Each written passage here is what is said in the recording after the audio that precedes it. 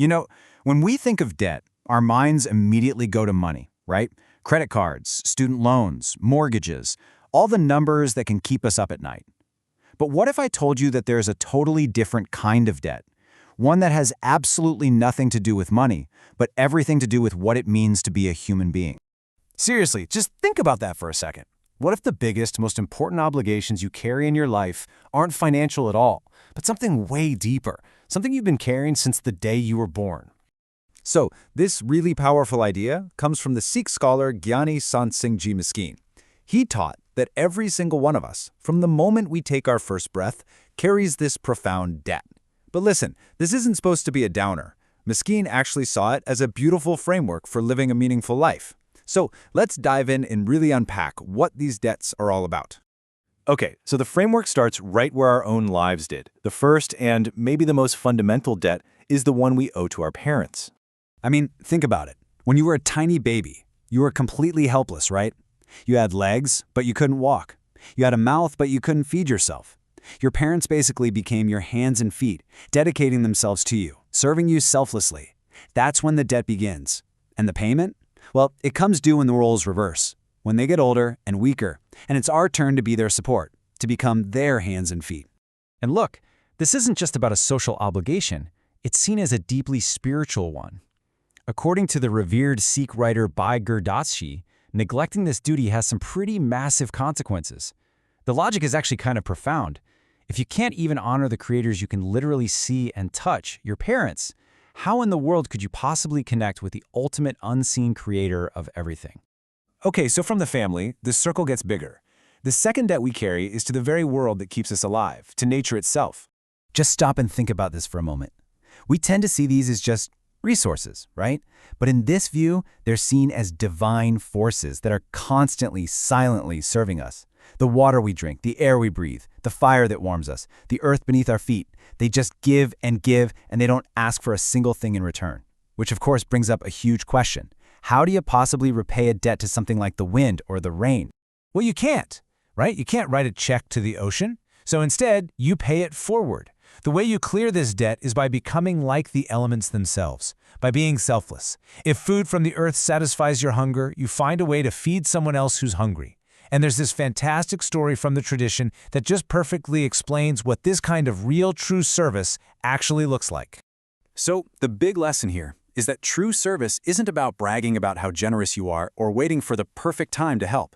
It's about humbly and immediately giving what you can to whoever is in need right there in front of you, no questions asked, just like nature does for us, without any conditions or delays.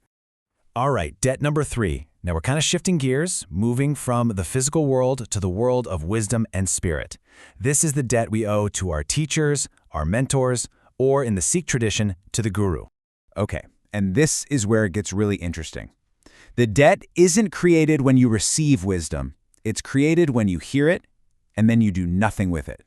It's like every piece of guidance you hear but don't actually put into practice becomes a weight, a debt on your soul that just sits there until you finally start to live the truth you've been taught.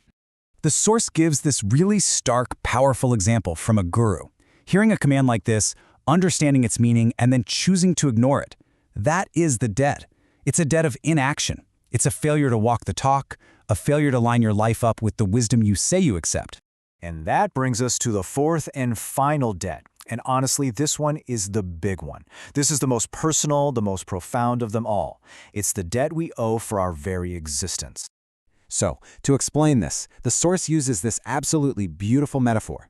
Imagine that when you're born, God gives you a perfect, clean, white cloak of life. Your soul is totally pure. There's no anger, no greed, no pride, no jealousy. It is a pristine, perfect gift.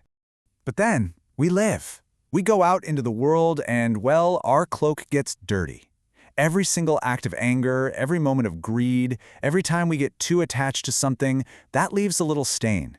The purest soul we were given starts to get covered in the muck and mud of everyday life. So, the debt to the divine is basically repaid over a lifetime of trying to keep that cloak clean. The whole goal, the whole point, is to be able to stand at the end of your life and return that cloak in the exact same condition you received it, clean, pure, and unstained. So, there you have it.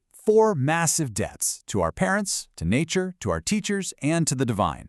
And when you think about them all at once, man, it can feel absolutely crushing.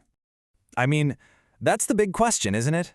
How on earth could anyone possibly repay all of this? The service seems endless, the wisdom is vast, and the fight to stay pure is a constant struggle. Is getting truly free from all this debt even possible? Well, the discourse offers a single, incredibly powerful path to freedom. It all comes down to connecting with the divine through meditating on what's called Nam, or the divine name. Now, this isn't some magic shortcut that just erases all your responsibilities. It's more like it's the source of strength that makes repaying them actually possible. The idea is that when you have that deep connection, it naturally makes you want to serve others, live wisely, and keep your soul pure. It's the root from which all the right actions just naturally grow.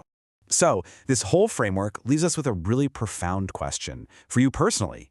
It invites us to look at our lives not as just a series of financial transactions, but as this beautiful web of sacred obligations. So, take a moment and just ask yourself, beyond money, what are the true debts you carry? And how are you working to repay them?